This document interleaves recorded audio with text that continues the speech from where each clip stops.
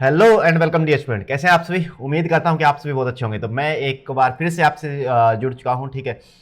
तो चलिए क्लास को हम स्टार्ट करते हैं जल्दी से। ये क्लास जो है वो स्पेशली आपकी फिजिक्स की क्लास रहेगी। ठीक है, जिसके अंदर हम करने वाले हैं 25 मोस्ट इंपॉर्टेंट एमसीक्यू क्वेश्चन। ठीक है, 25 मोस्ट इंपॉर्टेंट एमसीक्यू क्वेश्चन करने वाले हैं। ये क्वेश्चन जो है वो आपके लिए एसएससी जीडी, चाहे आप जा रहे हैं, ठीक है, एसएससी जीडी के अंदर जा रहे हैं या फिर आप देने जा रहे हैं दिल्ली पुलिस, तो दोनों के लिए क्या रहेंगे? आपके इंपॉर्टेंट क्वेश्चन रहेंगे। ठीक है, मोस्ट इंपॉर्टेंट क्वेश्चन रहेंगे। यहां से आपको एक क्वेश्चन या दो क्वेश्चन जो है वो जरूर आपके एग्जाम के अंदर मिलेंगे। ठीक है, तो एक भी क्वेश्चन आपको स्किप नहीं करना है। लास्ट के अंदर आपको खुद को भी ये तय करना है कि आपके कितने क्वेश्चन जो है वो ठीक हुए। ठीक है, साथ साथ आप आंसर करते जाएंगे। ठीक है, और लास्ट के अंदर अपना रिजल्ट भी चेक कर लेंगे आपकी आपके कितनी की तैयारी जो है वो पेंडिंग है, कितनी तैयारी आपकी हो चुकी है। ठीक है, तो उसके अकॉर्डिंग देखिए। चलिए क्वेश्चन हम स्टार्ट करते हैं। पहला क्वेश्चन आपके सामने आ रहा है, which of the following is SI unit of temperature? इनमें से कौन सी जो है वो तापमान की एसआई इकाई है, यानी कि एसआई यूनिट ऑफ टेम्परेचर आपको बतानी है।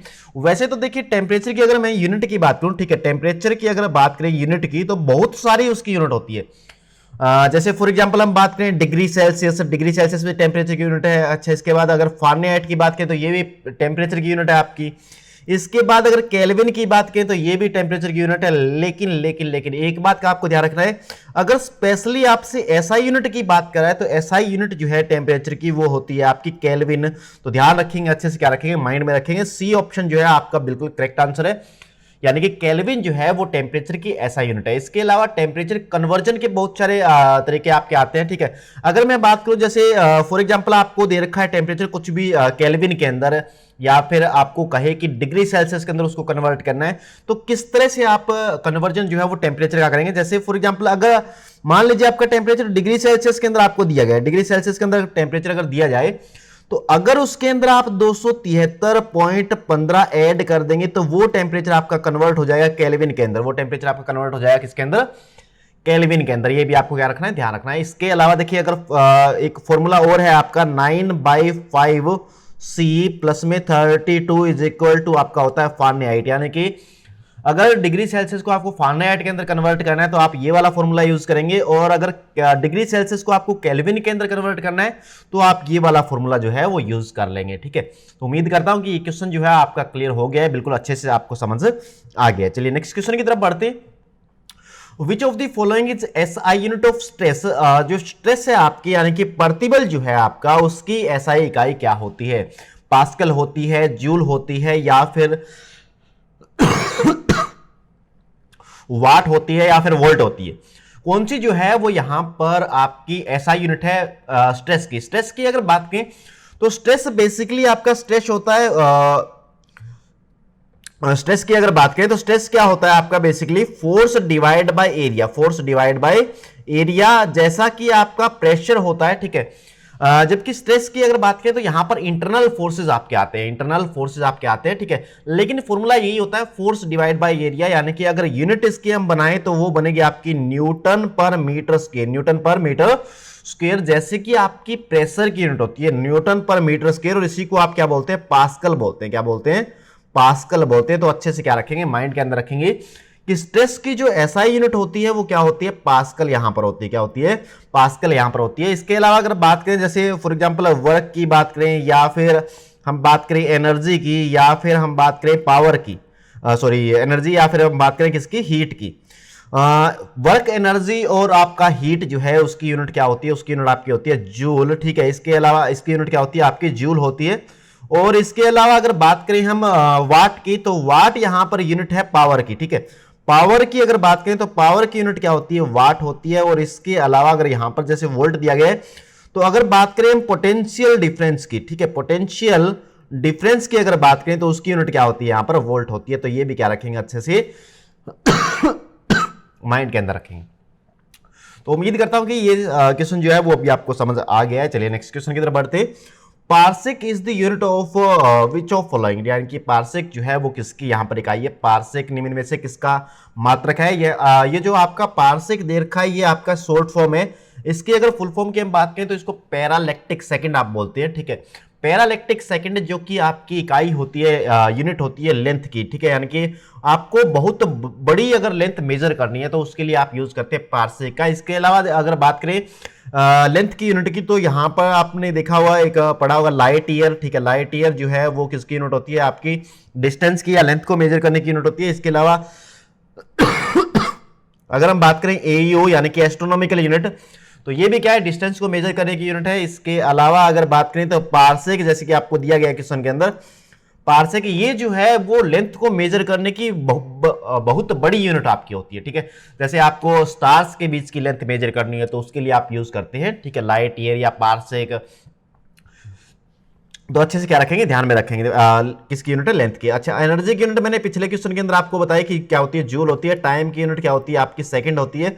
और अगर मास की बात करें तो क्या होती है, केजी होती है। यहां पर मैं सिर्फ एसआई यूनिट की बात कर रहा हूं। किसकी बात कर रहे हैं, सिर्फ एसआई यूनिट की हम बात कर रहे हैं। तो ध्यान रखेंगे, अच्छे से क्या रखेंगे, माइंड में रखेंगे। चलिए नेक्स्ट क्वेश्चन देखते हैं। Petroleum is mixture of, petroleum जो है वो किसका यहां पर मिश्रण है, साल्ट का है, हाइड्रोकार्बन का है, पॉलीमर का है, या फिर एलिमेंट्स का है, ठीक है। देखिए पहली बात तो आपको ये ध्यान रखना है कि कई बार क्वेश्चन आपके सामने ऐसा होता है कि कई बार आपको पूछता है कि ब्लैक डायमंड जो है वो आप किसको बोलते हैं, तो पेट्रोलियम को ब्लैक डायमंड भी बोला जाता है। ये भी क्या रखेंगे, ध्यान रखेंगे। और पेट्रोलियम आपका मिक्सचर होता है हाइड्रोकार्बन का, ठीक है, बहुत आपका कॉम्प्लेक्स मिक्सचर होता है हाइड्रोकार्बन का पेट्रोलियम, ठीक है। और पेट्रोलियम से आपको तरह तरह के जो प्रोडक्ट हैं वो आपको मिलते हैं, जैसे कि डीजल आपको मिलता है, पेट्रोल आपको मिलता है, ठीक है, या फिर फ्यूल ऑयल जो है वो आपको मिलता है, ठीक है। तो ये सारे जो है वो कहाँ से मिलते हैं, आपको पेट्रोलियम से ही मिलते हैं।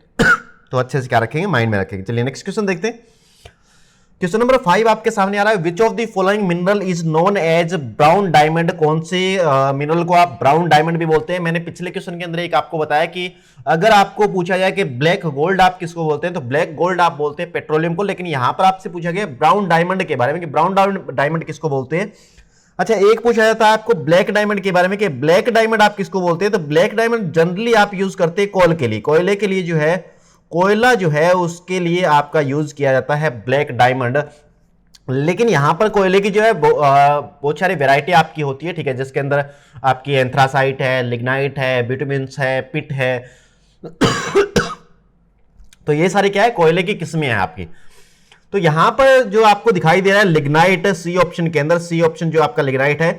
अच्छा, इसके अंदर कार्बन का परसेंटेज जो है वो थोड़ा कम होता है, इसलिए इसका कलर जो है वो थोड़ा सा ब्राउनिश टाइप का होता है, इसलिए इसको क्या बोलते हैं, ब्राउन डायमंड आप बोलते हैं। क्या बोलते हैं, ब्राउन डायमंड बोलते हैं। ये इसका निकनेम है, इस निकनेम से ये जाना जाता है।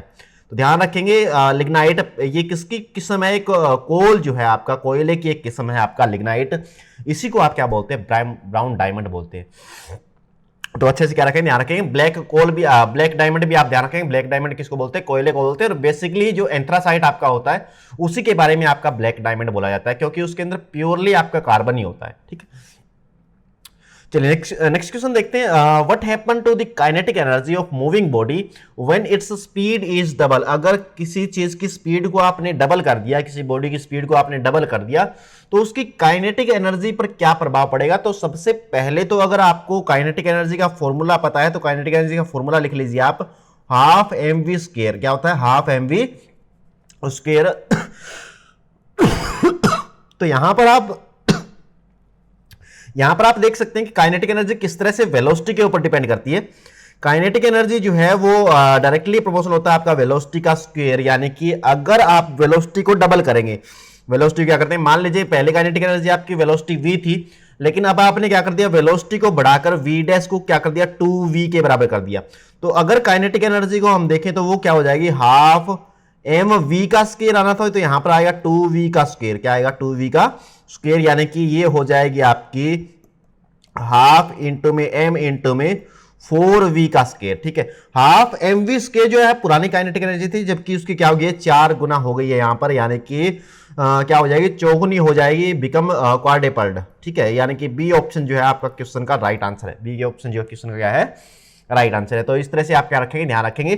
फॉर्मूला जो है आपको पता होना चाहिए। अगर फॉर्मूला आपको नहीं पता है तो आप नहीं बता पाएंगे कि किस तरह से डिपेंड करती है। अच्छा, इसके अलावा आप एक चीज और भी ध्यान रखेंगे, काइनेटिक एनर्जी और जो आपका लीनियर मोमेंटम है उसके बीच में एक संबंध होता है, जिसको आप दिखाते हैं P square divide by 2m से, P square divide by 2m से। काइनेटिक एनर्जी और लीनियर जो मोमेंटम, p यहाँ पर क्या है, p यहाँ पर लीनियर मोमेंटम है, ठीक है। तो जिसको आप संवेग बोलते हैं, क्या बोलते हैं, संवेग बोलते हैं। तो संवेग और जो आपका काइनेटिक एनर्जी यानी कि गतिज ऊर्जा है, उसके बीच में आपका ये संबंध है, ये फॉर्मूला भी आपको क्या रखना है, ध्यान रखना है। कई बार आपसे ये भी क्वेश्चन पूछ लेता है कि अगर मोमेंटम डबल हो गया तो काइनेटिक एनर्जी पे क्या फर्क पड़ेगा, या फिर मोमेंटम को आधा कर दिया तो काइनेटिक एनर्जी के पे क्या इफेक्ट आपका होगा, ठीक है। जैसे वेलोसिटी के बारे में ये क्वेश्चन आपसे पूछ रहा है, वैसे ही मोमेंटम के बारे में भी आपसे पूछा जा सकता है, ठीक है।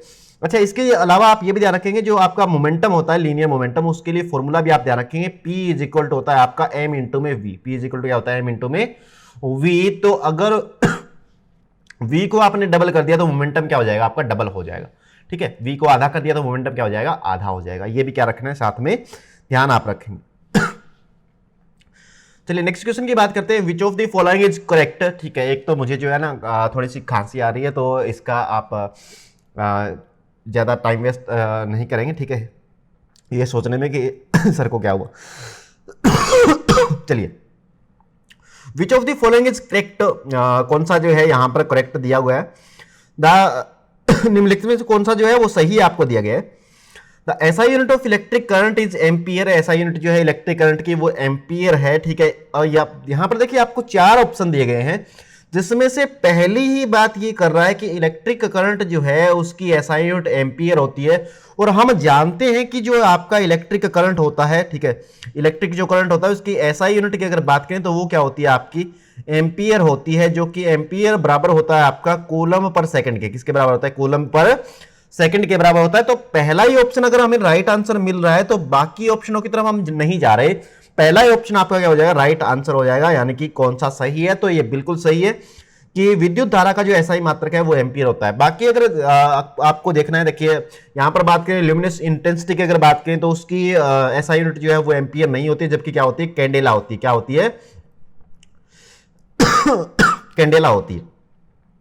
SI unit quantity is ampere. Quantity कौन सी क्वांटिटी का यहां पर बात कर रहा है, ये आपको मेंशन नहीं किया गया है। टेम्परेचर की जो है वो एम्पियर होती है। टेम्परेचर की एसआई यूनिट की अगर बात करें तो वो केल्विन होती है, न कि एम्पियर होती है। तो यहां पर कोई सा ऑप्शन ठीक नहीं होगा। इलेक्ट्रिक करंट की एसआई यूनिट क्या होती है, एम्पियर होती है। ये बिल्कुल सही आंसर है आपका, ठीक है। ये ऑप्शन क्या है क्वेश्चन का राइट आंसर है। चलिए नेक्स्ट देखते हैं, which hydrocarbon is the main constituent in LPG. LPG जो है, एलपीजी की फुल फॉर्म, बहुत सारे बच्चे यहां पर कंफ्यूज होते हैं एलपीजी की फुल फॉर्म के अंदर, ठीक है।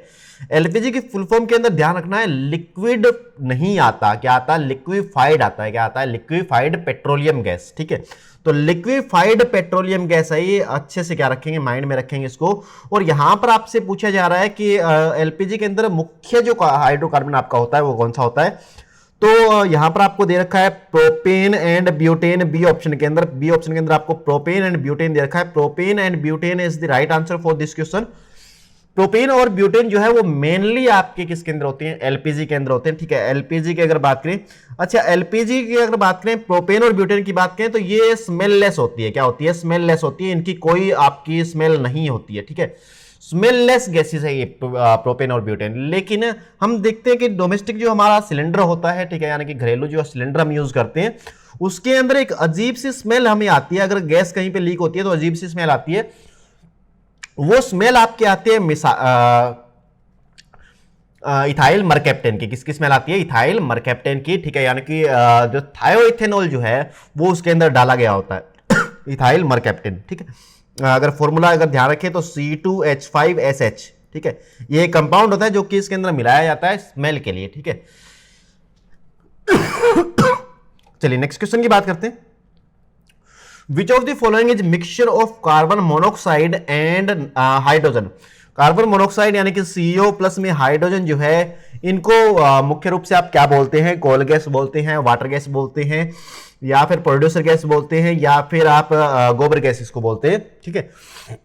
देखिए अगर कार्बन मोनोऑक्साइड और हाइड्रोजन की अगर बात करें, इनका मिक्सचर की अगर बात करें तो इसको बोला जाता है वाटर गैस। क्या बोला जाता है, वाटर गैस। वहीं पे अगर बात करें कार्बन मोनोऑक्साइड और आपके पास क्या है, कार्बन मोनोऑक्साइड है, आपके पास हाइड्रोजन है और आपके पास क्या है, CH4 है, यानी कि मेथेन आपके पास है, तो इसको आप क्या बोलेंगे, कोल गैस बोलेंगे। वहीं पर अगर आपके पास कार्बन डाइऑक्साइड प्लस में नाइट्रोजन का मिक्सचर है तो इसको आप प्रोड्यूसर गैस बोलते हैं। और मेथेन जो गोबर गैस आपकी होती है वो तो मेनली जब आपकी होती है CH4, मेनली क्या होती है CH4 होती है, यानी कि मेथेन होती है, यानी कि क्या होती है मेथेन होती है।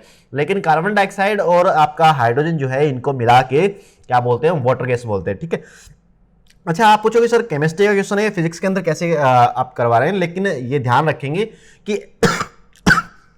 एज ए फ्यूल इनका यूज किया जाता है, ठीक है। इंडस्ट्रियल फ्यूल जो है, क्योंकि आप एक बात जानते हैं कि सॉलिड फ्यूल जो होता है आपका, ठीक है, वो आपका पोल्यूशन बहुत ज्यादा करता है, इसलिए गैसियस फ्यूल का जब यूज करते हैं तो ये जो है, ये सारे के सारे जो यहां पर आपको दिखाई दे रहे हैं, प्रोड्यूसर गैस है, वाटर गैस है, ठीक है, तो इनका हम यूज करते हैं इंडस्ट्रियल फ्यूल के रूप में, ठीक है। तो ध्यान रखेंगे अच्छे से, क्या रखेंगे, माइंड में रखेंगे। चलिए, what is mixture of water gas, देखिए अलग अलग पेपर के अंदर ये क्वेश्चन आया हुआ है, ठीक है। किसी के अंदर कुछ टाइप से पूछा गया, किसी के अंदर कुछ टाइप से पूछा गया, ठीक है। What is mixture of water gas, water gas किसका मिक्सचर है, तो ध्यान रखेंगे यहां पर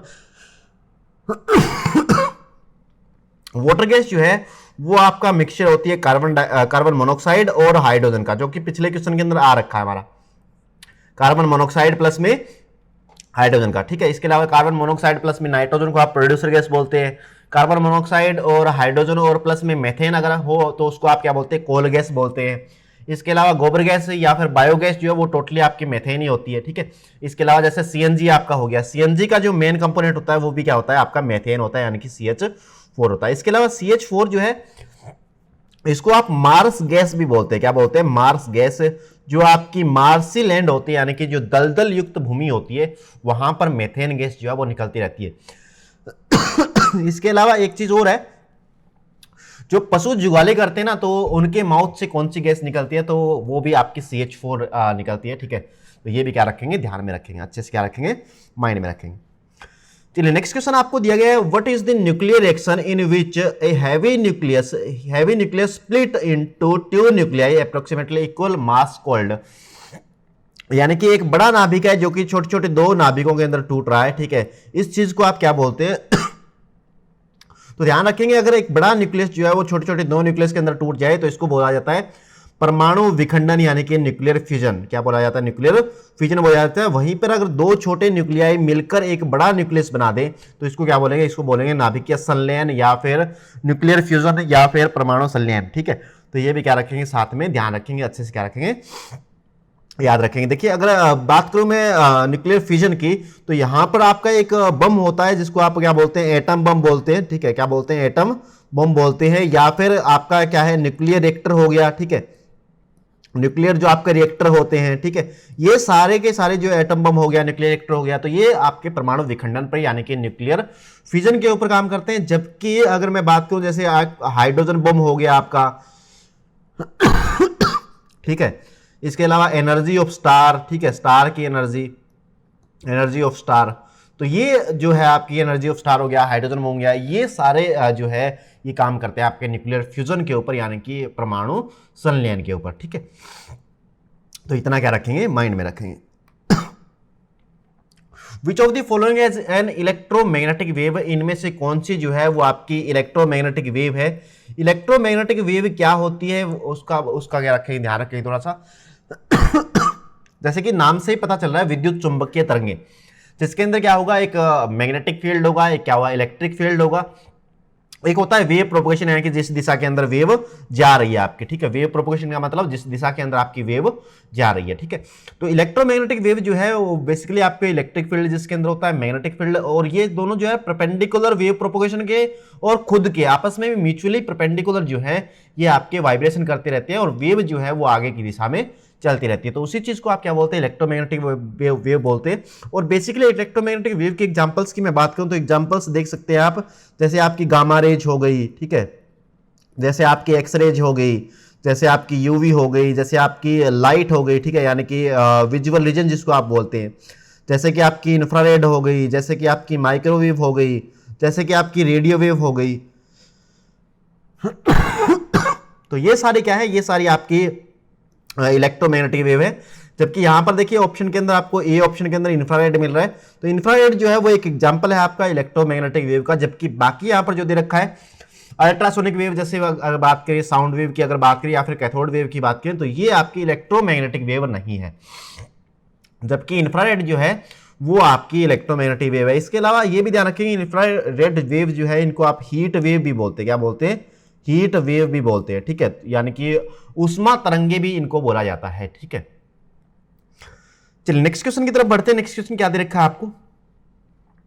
transparent object by which we can see the object as, पारदर्शी वस्तु जिसके द्वारा हम वस्तु को के रूप में देख सकते हैं। बेसिकली इस क्वेश्चन के अंदर आपसे ये पूछा जाए कि ट्रांसपेरेंट ऑब्जेक्ट जो है वो कौन से होते हैं। ट्रांसपेरेंट ऑब्जेक्ट जो है वो आपके कौन से होते हैं? तो ट्रांसपेरेंट ऑब्जेक्ट वो होते हैं जिनके आर पार आप अच्छे से देख सकते हैं, ठीक है, जिनके आर पार आप क्लियरली देख सकते हैं, कैन सी क्लियरली, यानी कि बी ऑप्शन आपका राइट आंसर है। जिसके अंदर से आप क्लियरली देख पाएंगे, जिसके अंदर से लाइट आपकी गुजर सकती है, उनको आप बोलते हैं ट्रांसपेरेंट ऑब्जेक्ट्स, यानी कि पारदर्शी वस्तुएं। और जिनके अंदर से लाइट आपकी नहीं गुजर सकती उनको बोलते हैं ओपेक ऑब्जेक्ट। ओपेक ऑब्जेक्ट का मतलब जिसके अंदर से लाइट आपकी आर पार नहीं जा सकती, ठीक है, जैसे आपकी दीवार हो गई। लेकिन अगर बात करें शीशे की कोई स्लैब है आपकी, कांच की कोई स्लैब है आपकी, तो उसको क्या बोलेंगे आप? ट्रांसपेरेंट बोलेंगे। क्या बोलेंगे? ट्रांसपेरेंट बोलेंगे। तो जिसके अंदर से आप क्लियरली देख पाएंगे वही क्या है आपका? वही चीज आपकी ट्रांसपेरेंट। चलिए नेक्स्ट क्वेश्चन की बात करते हैं। What are the image formed by a plane mirror which cannot be obtained on screen, यानी कि प्लेन मिरर के द्वारा बनाई गई ऐसी छवि जिसको आप पर्दे के ऊपर नहीं ले सकते, यानी कि स्क्रीन के ऊपर नहीं ले सकते। समतल दर्पण द्वारा बने वे प्रतिबिंब जो स्क्रीन पर प्राप्त नहीं किए जा सकते क्या कहलाते हैं? देखिए अगर प्लेन मिरर की बात करें तो प्लेन मिरर जो है वो बेसिकली आपका प्लेन मिरर जो है वो आप घर का शीशा जो आप होम के अंदर यूज करते हैं, ठीक है, जो होम के अंदर आप मिरर यूज करते हैं जनरली प्लेन मिरर ही होता है। तो ये जो आपका इमेज बनाता है ये वर्चुअल इमेज बनाता है, वर्चुअल और इरेक्ट इमेज बनाता है। वर्चुअल और कैसी इमेज बनाता है? इरेक्ट इमेज बनाता है, यानी कि आभासी और ये सीधी इमेज बनाता है। आभासी बनाता है और सीधी इमेज ये बना के देता है आपको, ठीक है। तो वर्चुअल जो आपका प्लेन मिरर के द्वारा इमेज बनाई जाएगी वो कैसी होगी? आपकी वर्चुअल होगी, आभासी होगी। और आभासी इमेज की एक खास बात होती है कि इसको आप पर्दे के ऊपर नहीं ले सकते, जबकि जो रियल इमेज है उसको आप स्क्रीन के ऊपर ले सकते हैं, ठीक है। रियल इमेज जो है उसको स्क्रीन के ऊपर आप ले सकते हैं, लेकिन वर्चुअल जो आपकी इमेज होती है, आभासी जो आपके प्रतिबिंब होते हैं, उनको आप पर्दे के ऊपर नहीं ले सकते, यानी कि स्क्रीन के ऊपर नहीं ले सकते हैं। चलिए नेक्स्ट क्वेश्चन की बात करते हैं। Which lens generally bends the light falling on it inward, यानी कि कौन सा लेंस आमतौर पर अपने ऊपर पड़ने वाले प्रकाश को अंदर की तरफ मोड़ता है? देखिए लेंस बेसिकली आपके दो तरह के होते हैं। एक तो आपका ये वाला, यानी कि इसको आप बोलते हैं कॉन्वेक्स लेंस, और एक आपका ये वाला होता है जिसको आप क्या बोलते हैं? कॉनकेव लेंस बोलते हैं। क्या बोलते हैं? Concave lens. और ये क्या है? Convex lens. इसको आप उत्तल बोलते हैं और इसको आप क्या बोलते हैं? अवतल बोलते हैं, ठीक है। तो ये दो तरह के आपके बेसिकली लेंस होते हैं। अच्छा, जब भी लाइट इसके ऊपर गिरती है, इनके ऊपर जैसे ही लाइट गिरती है तो ये क्या करता है? लाइट को ऐसे बेंड करवा देता है, ठीक है। और इसके ऊपर जैसे ही लाइट गिरती है तो ये लाइट को क्या करता है? ये लाइट को फैला देता है, ठीक है। इसको कन्वर्जिंग मिरर भी आप बोलते हैं, सॉरी कन्वर्जिंग लेंस भी आप इसको बोलते हैं, और इसको आप डाइवर्जिंग बोलते हैं, क्योंकि लाइट को डाइवर्स करता है, ठीक है। और ये क्या करता है? कन्वर्ज करता है एक पॉइंट के ऊपर। क्या करता है? एक पॉइंट के ऊपर। तो इनवर्ड जो आपका मोड़ता है, ठीक है, वो कौन सा लेंस है? वो आपका कॉन्वेक्स लेंस, यानी कि उत्तल लेंस, ठीक है। ए ऑप्शन जो कि आपका दिया गया है, ए ऑप्शन क्या क्वेश्चन का बिल्कुल राइट आंसर है, ठीक है। तो अच्छे से क्या रखेंगे? इसको माइंड में रखेंगे आप। चलिए नेक्स्ट क्वेश्चन देखते हैं। Which of the following lens is use to correct presbyopia, यानी कि जो जरा दूर प्रेस बायोपिया, यानी कि जरा दूरदर्शिता जो होती है, जरा दूरदर्शिता, ये कंडीशन कब आती है? ये कंडीशन तब आती है जब आपके आंख की सिलेरी मसल्स जो है वो अपना काम जो है वो छोड़ देती है एज के साथ, यानी कि जब आपकी एज ज्यादा होती है, ठीक है, एज जब आपकी आयु धीरे धीरे बढ़ती है तो उसके साथ जो सिलेरी मसल्स जो है ना वो अपना काम छोड़ देती है। और सिलेरी मसल के काम छोड़ने के कारण जो लेंस होता है वो अपनी फोकल लेंथ को एडजस्ट नहीं कर पाता, यानी कि दूर की वस्तुएं देखने में भी आपको दिक्कत आएगी और नजदीक की वस्तुएं देखने के अंदर भी आपको क्या आएगी? दिक्कत आएगी, क्योंकि लेंस फोकल लेंथ अगर एडजस्ट नहीं कर पाएगा तो इस तरह की दिक्कत जो है आने वाली है। और किसके कारण बेसिकली होता है? सिलेरी मसल्स के कारण होता है। और प्रेस बायोपिया के अंदर ना तो आप नजदीक ढंग से देख पाएंगे और ना आप दूर जो है वो सही से देख पाएंगे, क्लियरली आप नहीं देख पाएंगे। तो इसके लिए क्या किया गया? बेंजामिन फ्रैंकलिन जी ने एक लेंस बनाया था जिसको आप बोलते हैं बाईफोकल लेंस। क्या बोलते हैं? बाईफोकल लेंस बोलते हैं। क्या बोलते हैं? बाईफोकल लेंस लेंस बोलते हैं। किसने इन्वेंट किया था? बेंजामिन फ्रैंकलिन जी ने। बाईफोकल लेंस कैसा होता है? एक आपका सिंपल लेंस है, जैसे ये वाला लेंस है, ठीक है। इसका ऊपर का पार्ट जो है ये आपका कॉनकेव टाइप का है, और ये इसके नीचे एक लेंस और लगा दिया जाता है, ये कॉन्वेक्स टाइप का है आपका, ठीक है। तो अगर आपको नजदीक देखना है तो आप कॉन्वेक्स लेंस का यूज कर लेंगे, और अगर आपको दूर देखना है तो आप कॉनकेव लेंस का यूज कर लेंगे। और इसके साथ आपका जो प्रेस बायोपिया है वो क्या हो जाएगा? ठीक हो जाएगा, यानी कि कुछ हद तक आप उसको सही कर पाएंगे, ठीक है।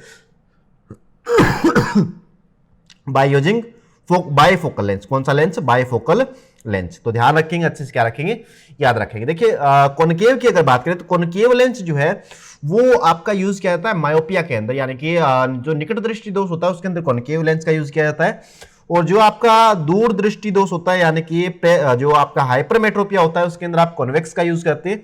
जबकि एक दिक्कत और होती है जो आपका कॉर्निया के कारण होती है, वो होती है आपकी एस्टिगैमेटिज्म। और एस्टिगैमेटिज्म के अंदर एस्टिगैमेटिज्म और एस्टिगैमेटिज्म जो आपका होता है उसके अंदर सिलेंड्रिकल लेंस का आप क्या करते हैं? यूज करते हैं, ठीक है। तो ये भी क्या रखेंगे? ध्यान में रखेंगे, ठीक है। चलिए नेक्स्ट क्वेश्चन देखते हैं। Which of the following non metal conduct electricity? कौन सी जो नॉन मेटल है, जनरली अगर बात करें तो मेटल जितनी भी है वो क्या करती है? सारी की सारी इलेक्ट्रिसिटी को कंडक्ट करती है। और अगर बेस्ट कंडक्टर की बात करें तो जैसे कि आप जानते हैं सिल्वर, या इसको आप बोलते हैं एजी, जैसे आपका हो गया कॉपर, ठीक है। तो ये जो है ये आपकी बेस्ट जो है चालक धातु है, ठीक है, यानी कि बेस्ट कंडक्टर है इलेक्ट्रिसिटी की। सिल्वर की बात करें तो सबसे अच्छी जो चालक है वो क्या है? सिल्वर है आपकी। तो जनरली क्या करती है? मेटल्स इलेक्ट्रिसिटी को कंडक्ट करती है, लेकिन यहां पर आप नॉन मेटल्स जो है जनरली इलेक्ट्रिसिटी को कंडक्ट नहीं कर पाती क्योंकि उनके पास फ्री इलेक्ट्रॉन्स नहीं होते हैं। लेकिन यहां पर बात की जा रही है कि कौन सी मेटल ऐसा कर सकती है, तो वो है आपकी ग्रेफाइट, जो कि एलोट्रोप होता है कार्बन का। कार्बन का एक एलोट्रोप होता है आपका ग्रेफाइट। और ये क्या काम कर सकता है? ये अपने टिपिकल स्ट्रक्चर के कारण इसके अंदर एक इलेक्ट्रॉन जो है वो फ्री रह जाता है, तो उसके कारण जो है इलेक्ट्रिसिटी को कंडक्ट कर पाता है। अच्छा, ग्रेफाइट आपने देखा भी होगा, जो आपका पेंसिल वाला जो आपका होता है, ठीक है, जिससे आप लिखते हैं, वो जो है ग्रेफाइट का बना होता है। तो वो क्या कर सकता है? इलेक्ट्रिसिटी को कंडक्ट करवा सकता है, ठीक है। तो यहाँ पर ग्रेफाइट जो है आपके क्वेश्चन का क्या रहेगा? राइट आंसर रहेगा। चलिए नेक्स्ट देखिए, विच of the following is SI unit of temperature? Temperature की एसआई यूनिट क्या है? देखिए ये क्वेश्चन आपका पहले भी आ चुका है और अलग अलग एग्जाम्स के अंदर बहुत बार ये क्वेश्चन आया गया है, यानी कि मोस्ट इंपॉर्टेंट क्वेश्चन है। क्या है? मोस्ट इंपॉर्टेंट क्वेश्चन है कि टेम्परेचर की एसआई यूनिट क्या होती है। जनरली बच्चे को ये लगता है कि टेम्परेचर की जो एसआई यूनिट है वो आपका डिग्री सेल्सियस होनी चाहिए, क्योंकि डिग्री सेल्सियस का यूज जो है वो किया जाता है। जनरली टेम्परेचर को मेजर करने के लिए डिग्री सेल्सियस का यूज करते हैं, लेकिन वो ऐसा यूनिट नहीं है। अगर ऐसा यूनिट की बात करें तो वो क्या है? वो आपके है केल्विन। ऐसा यूनिट ऑफ टेम्परेचर की अगर बात करें तो वो क्या है? केल्विन है। तो अच्छे से क्या रखेंगे? माइंड के अंदर रखेंगे। और मोस्ट इंपॉर्टेंट क्वेश्चन है, पक्का आपको एग्जाम के अंदर मिलने वाला है, ठीक है। पक्का आपको श्योर है कि एग्जाम के अंदर इस तरह का क्वेश्चन जो है वो आपको जरूर मिलेगा। एसआई यूनिट से बहुत सारे क्वेश्चन आपके पूछे गए हैं अलग अलग एग्जाम्स के अंदर। तो एसएससी जीडी और जहां पर दिल्ली पुलिस का आप एग्जाम देने जाएंगे तो वहां पर जरूर आपको एक क्वेश्चन ऐसा मिलेगा जिसके अंदर आपको एसआई यूनिट पूछी गई है। और ये एसआई यूनिट जो है वो ध्यान से आप पढ़ के जाएंगे कि किसकी एसआई यूनिट क्या होती है, किसकी एसआई यूनिट क्या होती है। तो अच्छे से क्या रखेंगे? माइंड में रखेंगे। चलिए नेक्स्ट क्वेश्चन की बात करते हैं। The working of lactometer is based on which of the following phenomena, यानी कि कौन सा लॉ जो है वो आपका वर्किंग ऑफ लैक्टोमीटर जिसके ऊपर काम करता है आपका, ठीक है। लैक्टोमीटर की कार्य प्रणाली निम्न में से किस पर आधारित होती है? अगर बात करें लैक्टोमीटर की, तो लैक्टोमीटर आपका मिल्क की डेंसिटी को चेक करने के लिए होता है कि मिल्क के अंदर मिल्क की डेंसिटी जो है वो कितनी है। लैक्टोमीटर बेसिकली आपने, अगर आप गांव से बिलोंग करते हैं, कभी आप डेयरी के ऊपर गए हैं, तो वहां पर जो दूध बेचने वाले होते हैं ना, वो जनरली क्या करते हैं? लैक्टोमीटर का यूज करते हैं दूध की शुद्धता को मेजर करने के लिए, दूध की डेंसिटी को मेजर करने के लिए कि इस दूध के अंदर पानी वानी तो नहीं है कहीं पे।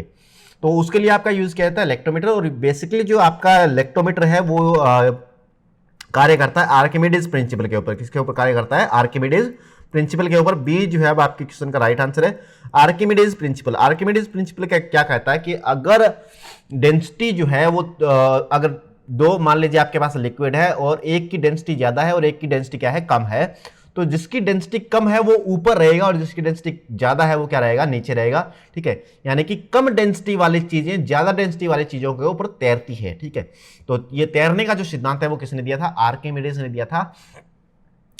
आर्किमिडीज का ही प्रिंसिपल है जो कि आपका यूज किया जाता है किसके अंदर? लेक्टोमीटर के अंदर। तो ये भी क्या रखेंगे? अच्छे से ध्यान में रखेंगे, अच्छे से क्या रखेंगे? माइंड के अंदर रखेंगे। चलिए नेक्स्ट देखिए, एक बार फिर से क्वेश्चन आ गया है कि द एसआई यूनिट यानी कि international system of unit of length is, यानी कि लेंथ की एसआई यूनिट क्या होती है? तो लेंथ के देखिए लेंथ को हम बहुत तरीके से मेजर करते हैं, मीटर के अंदर, सेंटीमीटर के अंदर, मिलीमीटर के अंदर, किलोमीटर के अंदर। ठीक है, इसके अलावा लाइट ईयर के अंदर, पार्सेक के अंदर, एस्ट्रोनॉमिकल यूनिट के अंदर। तो बहुत सारे तरीके आपके पास लेंथ को मेजर करने के लिए, बहुत सारी यूनिट आपको बनाई गई है। लेकिन अगर वहीं पर बात करें मीटर की, तो मीटर जो यहां पर आपको दिखाई दे रहा है, ये मीटर जो है ये एसआई यूनिट है किसकी? लेंथ की। लेंथ की जो एसआई यूनिट है वो क्या होती है? मीटर होती है। इसके अलावा कई बार क्वेश्चन आपसे ये भी पूछ लिया जाता है कि 1 सेंटीमीटर के अंदर बताइए कितने मीटर होते हैं? तो 1 सेंटीमीटर के अंदर 10⁻⁻2 मीटर होते हैं। 1 मिलीमीटर की अगर बात करें तो 10⁻³ मीटर होते हैं। और 1 किलोमीटर की अगर बात करें तो 10⁻³ मीटर उसके अंदर होते हैं। ठीक है, ये भी क्या रखेंगे? साथ में अच्छे से माइंड में रखेंगे। ठीक है, इसके अलावा आपसे पूछा जाता है कई बार कि 1 नैनोमीटर जो है उसके अंदर कितने मीटर होते हैं? तो नैनो के अंदर 10⁻⁹ मीटर होते हैं। एक जो आपका माइक्रोमीटर है उसके अंदर कितने होते हैं? तो 10⁻⁶ मीटर होते हैं। इसके अलावा एक एंगस्ट्रॉम है तो उसके अंदर कितने मीटर होते हैं? तो 10⁻10 मीटर होते हैं।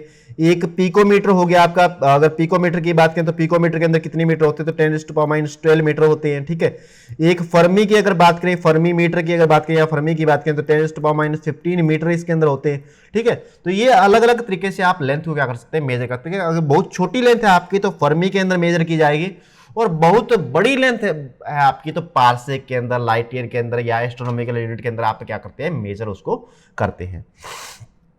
चलिए नेक्स्ट क्वेश्चन की तरफ बढ़ते हैं। 1 pound is equal to ounce, यानी कि 1 पाउंड के अंदर जो है वो कितने आउंस होते हैं? ठीक है, तो क्वेश्चन बिल्कुल सिंपल सा है। ठीक है, सिंपल सा इसका आंसर है।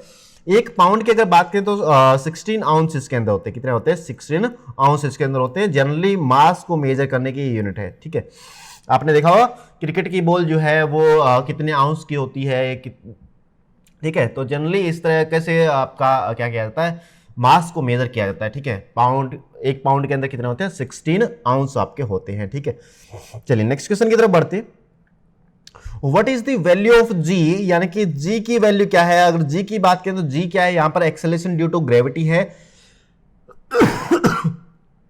जी जो है यहां पर क्या है? एक्सेलरेशन ड्यू टू ग्रेविटी, यानी कि गुरुत्वाकर्षण के कारण त्वरण। ठीक है, गुरुत्वाकर्षण के कारण त्वरण। कई बार इसकी यूनिट आपसे पूछी जाती है। बहुत सारे पेपर्स के अंदर मैंने क्वेश्चन देखा है कि जी की यूनिट जो है वो किसकी यूनिट की तरह होती है? ध्यान रखेंगे, जी की यूनिट जो है वो त्वरण की जैसी यूनिट होती है। त्वरण की यूनिट होती है मीटर पर सेकंड स्क्वायर, मीटर पर सेकंड स्क्वायर। और यही आपकी यूनिट होती है ग्रेविटी की, यानी कि जी जो है वो क्या है? एक्सेलरेशन ड्यू टू ग्रेविटी है। इसके अलावा एक जी और भी होता है, ये वाला जी, इसकी यूनिट जो है वो क्या होती है? न्यूटन मीटर स्क्वायर पर KG square, newton metre square पर केजी स्क्वायर। और इसकी वैल्यू आपकी होती है 6.67 इंटू 10⁻11 न्यूटन मीटर स्क्वायर पर केजी स्क्वायर। तो ये वाला जी अलग चीज है, इसको आप बोलते हैं यूनिवर्सल ग्रेविटेशनल कांस्टेंट। जबकि ये जो है आपका, ये है आपका एक्सेलरेशन ड्यू टू ग्रेविटी, जिसकी वैल्यू आपकी होती है 9.8 मीटर पर सेकंड स्क्वायर, 9.8 मीटर पर सेकंड स्क्वायर। तो ये इसकी यूनिट आपकी होती है। 9.8 आपको बी ऑप्शन के अंदर मिला, 9.8 मीटर पर सेकंड स्क्वायर, यानी कि बी ऑप्शन आपके क्वेश्चन का क्या है? राइट आंसर है। बी ऑप्शन क्या है? राइट आंसर है। चलिए नेक्स्ट की तरफ बढ़ते हैं। नेक्स्ट क्वेश्चन आपका है 23, which of the following energy is not from sea, यानी कि कौन सी एनर्जी जो है वो आप समुद्र से प्राप्त नहीं कर सकते हैं? देखिए, जियोथर्मल एनर्जी हो गया, वेव एनर्जी हो गया, या फिर ओशियन एनर्जी हो गया। कौन सी एनर्जी जो है वो आप समुद्र से प्राप्त नहीं कर सकते? तो देखिए, जनरली अगर बात करें तो समुद्र के अंदर जो है वो लहरें आपकी उठती रहती है, तो वेव एनर्जी तो आपको मिल जाएगी। वेव एनर्जी तो कहां से मिल जाएगी? आपको समुद्र से मिल जाएगी। ओशियन थर्मल एनर्जी, यानी कि सागरीय ताप ऊर्जा, तो सीधी सी बात है, नाम यहाँ पर ओशियन थर्मल एनर्जी आ रहा है, तो ये भी समुद्र से मिल जाएगी आपको। टाइटल यानी कि ज्वार की ऊर्जा, ज्वार भाटा जो है वो आपका समुद्र के अंदर आता है, और समुद्र के अंदर आपको ज्वार भाटा जब आता है तो उससे एनर्जी जो है वो कलेक्ट कर ली जाती है आपकी, जिसको आप टाइडल एनर्जी बोलते हैं, जिसको आप ज्वारीय ऊर्जा बोलते हैं। लेकिन जियोथर्मल एनर्जी यानी कि भूतापीय ऊर्जा, ठीक है, ये आपको समुद्र से नहीं मिलेगी, समुद्र से आप इसको प्राप्त नहीं कर सकते हैं। जियोथर्मल एनर्जी ये आपको मिलती है अर्थ से। कहां से मिलती है? अर्थ से, ठीक है। चलिए नेक्स्ट क्वेश्चन की बात करते हैं। For a wavelength divide by time period is equal to, wavelength divide by time period को आप क्या बोलेंगे? ठीक है, देखिए यहां पर आपको कुछ भी नहीं करना है क्वेश्चन के अंदर, बिल्कुल सिंपल सा क्वेश्चन है। देखिए वेवलेंथ को देखिए, वेवलेंथ यानी कि वेवलेंथ की अगर बात करें तो वेवलेंथ जनरली कोई लेंथ होगी ना, जनरली कोई लेंथ होगी, और लेंथ है तो कोई डिस्टेंस होगी। लेंथ है तो क्या होगी? कोई डिस्टेंस होगी, कोई दूरी होगी, ठीक है। वो आप अलग बात है आपकी कि किसके बीच की दूरी है, लेकिन अगर वेव लेंथ है आपकी तो जनरली कोई दूरी की बात कर रहा है, जनरली कोई लेंथ की बात कर रहा है, कोई डिस्टेंस की बात कर रहा है। और टाइम पीरियड की अगर बात करें तो टाइम पीरियड के अंदर कुछ टाइम होगा आपका, ठीक है। तो अगर आप बात करें डिस्टेंस अपॉन टाइम की, वेवलेंथ डिवाइड बाय टाइम पूछ रखा ना आपसे, डिस्टेंस अपॉन टाइम की, तो ये आपकी डिस्टेंस अपॉन टाइम होती है स्पीड, यानी कि डिस्टेंस अपॉन टाइम यानी कि दूरी बटे समय की अगर बात करें, दूरी बटे समय की अगर बात करें तो दूरी बटे समय ये क्या होता है? आपका स्पीड होता है। क्या होता है? स्पीड होता है। तो यहां पर स्पीड या फिर वेलोसिटी भी आप बोल सकते हैं, या बोल सकते हैं वेलोसिटी भी आप बोल सकते हैं। यहां पर डिस्टेंस की जगह क्या आ जाएगा? डिस्प्लेसमेंट आ जाएगा। तो क्या है? वेव वेलोसिटी है। क्या है? वेव वेलोसिटी है, ठीक है। अगर वेवलेंथ की मैं बात करूं तो वेवलेंथ क्या होती है? दो क्रमागत जो आपके ट्रफ या फिर क्रस्ट होते हैं उनके बीच की दूरी ये होती है, ठीक है, उनके बीच की ये दूरी होती है, ठीक है। तो ध्यान रखेंगे अच्छे से, क्या रखेंगे? याद रखेंगे कि wavelength divide by time period को आप क्या बोलते हैं? वेव वेलोसिटी बोलते हैं। क्या बोलते हैं? वेव वेलोसिटी बोलते हैं, यानी कि तरंग वेग बोलते हैं, तरंग दैर्ध्य बटे में आवर्तकाल को। चलिए नेक्स्ट क्वेश्चन की बात करते हैं। नेक्स्ट और आज की क्लास का लास्ट क्वेश्चन जो है वो उसकी बात करते हैं हम, ठीक है। क्वेश्चन का आंसर आपको खुद से कमेंट कर देना है, ठीक है। Which among the following instrument is use to measure the either direct और अल्टरनेटिंग करंट, यानी कि अगर डीसी करंट है और आपका एसी करंट है, तो डीसी करंट और एसी करंट को मेजर करने के लिए जो आपकी यूनिट जो आपका इंस्ट्रूमेंट यूज किया जाता है वो इंस्ट्रूमेंट कौन सा होता है? आपका वाट मीटर होता है, हाइग्रोमीटर होता है, एमीटर होता है, या फिर पाइरोमीटर होता है, ठीक है। तो जनरली अगर बात करें एमीटर की, तो एमीटर क्या करता है? एमीटर इलेक्ट्रिक करंट को, आई को मेजर करने वाला डिवाइस है, ठीक है। आई को मेजर करने के लिए, इलेक्ट्रिक करंट को मेजर करने के लिए, चाहे वो आपका डायरेक्ट करंट है, चाहे वो आपका अल्टरनेटिंग करंट है, अल्टरनेटिंग करंट या फिर डायरेक्ट करंट को मेजर करने के लिए आप एमीटर का यूज करते हैं, ठीक है। और इसके अलावा एमीटर के अलावा आप गैल्वेनोमीटर का भी यूज कर सकते हैं। गैल्वेनोमीटर जो है और एमीटर जो है उसके अंदर एक थोड़ा सा डिफरेंस होता है कि गैल्वेनोमीटर जो है वो आपको करंट की डायरेक्शन भी बता देता है, लेकिन एमीटर ऐसा नहीं कर पाता है। एमीटर सिर्फ आपको बता सकता है कि करंट कितना बह रहा है, किस दिशा के अंदर बह रहा है, ये आपका एमीटर नहीं बता सकता, ठीक है। देखिए अगर एमीटर को आप देखेंगे तो एमीटर जो है, एमीटर और गैल्वेनोमीटर, तो एमीटर जो है वो आपको इसकी जो आपकी सुई है वो आपको यहां पर मिलेगी इस तरह से, ठीक है। यहां पर इसका क्या होता है? 0 पॉइंट होता है।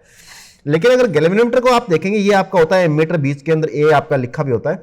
अगर गैल्वेनोमीटर को आप देखेंगे तो इसकी सुई जो है बीच के अंदर होती है, बीच में इसका होता है 0, इधर माइनस के अंदर, इधर प्लस के अंदर, ठीक है। इस तरह से आपके नंबर दिए जाते हैं। तो गैल्वेनोमीटर भी आपके करंट मेजर करने के लिए होता है, और एमीटर भी आपका करंट को मेजर करने के लिए होता है। वहीं पर अगर बात करें हम वाट मीटर की, तो वाट मीटर इलेक्ट्रिक पावर को मेजर करने के लिए होता है। हाइग्रोमीटर की अगर बात करें तो ह्यूमिडिटी को मेजर करने के लिए होता है हाइग्रोमीटर। और अगर पायरोमीटर की बात करें तो जैसे सूर्य का तापमान आपको मेजर करना है, सूर्य का तापमान यानी कि बहुत ज्यादा हाई टेम्परेचर को अगर मेजर करना है आपको, तो आप यूज करते हैं किसका? पायरोमीटर का, ठीक है। किसका यूज करते हैं? पायरोमीटर का वहां पर आप यूज कर लेते हैं, ठीक है। पायरोमीटर का यूज आप क्या करते हैं? हाई किसको? हाई टेम्परेचर को मेजर करने के लिए, हाई टेम्परेचर को मेजर करने के लिए आप किसका यूज करते हैं? पायरोमीटर का यूज करते हैं। इसके अलावा थर्मोमीटर भी आपके बहुत सारे टाइप के होते हैं, जैसे कोई आपका प्लेटिनम रेजिस्टेंस थर्मोमीटर है, कोई आपका स्टैंडर्ड वॉल्यूम थर्मोमीटर है, कोई आपका हाइड्रोजन गैस थर्मोमीटर है, कोई आपका मैग्नेटिक थर्मोमीटर है। तो इस तरह के बहुत सारे थर्मोमीटर है, जिसके अंदर अगर पायरोमीटर की बात करें तो बहुत ज्यादा हाई टेम्परेचर को मेजर करने के लिए आप पायरोमीटर का यूज करते हैं। इसके अलावा अगर टेम्परेचर रेंज, जैसे प्लेटिनम रेजिस्टेंस थर्मोमीटर के बारे में बहुत सारे क्वेश्चन पूछे जाते हैं कि इसकी रेंज क्या होती है। इसकी रेंज होती है -200 डिग्री सेल्सियस से लेकर 1200 डिग्री सेल्सियस तक। माइनस का 1200 नहीं है, प्लस का 1200। -200 डिग्री सेल्सियस से लेकर और 1200 डिग्री सेल्सियस तक अगर ये टेम्परेचर आपको मेजर करना है तो इसके लिए आप क्या करते हैं, प्लेटिनम रेजिस्टेंस थर्मोमीटर का यूज करते हैं। इसके अलावा बहुत जो लो टेम्परेचर आपका होता है, जैसे कि अगर मान लीजिए कि आपको माइनस के अंदर 273 तक मेजर करना है, क्योंकि मिनिमम जो आपका पॉसिबल टेम्परेचर हो सकता है वो आपका हो सकता है 273 डिग्री सेल्सियस, -273 डिग्री सेल्सियस, यानी कि 0 केल्विन। 0 केल्विन जो है वो मिनिमम पॉसिबल टेम्परेचर है आपका, ठीक है। एक क्वेश्चन कई बार आपसे और पूछ लिया जाता है कि इनमें से कौन सा टेम्परेचर जो है पॉसिबल नहीं है। जैसे कि आपको 4 ऑप्शन दिया जाए, ए, बी, सी, डी। देखिए 4 ऑप्शन मैं आपको देके जा रहा हूं, ठीक है, और मैं पूछ रहा हूं कि कौन सा टेम्परेचर यहां पर पॉसिबल नहीं, कौन सा टेम्परेचर जो है यहां पर पॉसिबल नहीं है, ठीक है। ए ऑप्शन है मेरा 10 डिग्री सेल्सियस, बी ऑप्शन है मेरा -168 डिग्री सेल्सियस, सी ऑप्शन है मेरा -10 केल्विन, और डी ऑप्शन है मेरा, डी ऑप्शन है आपका -173 डिग्री सेल्सियस। कौन सा टेम्परेचर जो है यहां पर पॉसिबल नहीं है, कौन सा टेम्परेचर यहां पर पॉसिबल नहीं है। मैं एक आपको छोटी सी चीज बता देता हूं इसके लिए, अगर इस क्वेश्चन को आपको सोल्व करना है तो, कि मिनिमम जो लोवेस्ट टेम्परेचर आपका होता है वो होता है -273 डिग्री सेल्सियस, और -273 डिग्री सेल्सियस को 0 केल्विन बोलते हैं, ठीक है। अब आपको इस क्वेश्चन को सोल्व करके बता देना है इतने कॉन्सेप्ट से कि क्या आंसर जो है आपका होगा। कमेंट आंसर क्या कर देंगे, मार्क आप कर देंगे, ठीक है। तो इसी के साथ क्वेश्चन जो है हमारे समाप्त हुए, ठीक है। और उम्मीद करता हूं कि आपको सारे क्वेश्चन जो है वो समझ में आ गए हैं अच्छे से, ठीक है। और अच्छे से क्या करेंगे, आप रिवीजन भी करेंगे और अच्छे से आप पढ़ते भी रहेंगे साथ साथ में। तो आपके कितने क्वेश्चन ठीक हुए ये कमेंट सेक्शन के अंदर आप जरूर बताएंगे, ठीक है। तो इसी के साथ हम मिलते हैं एक और शानदार और बेहतरीन सेशन के अंदर। Till then take care.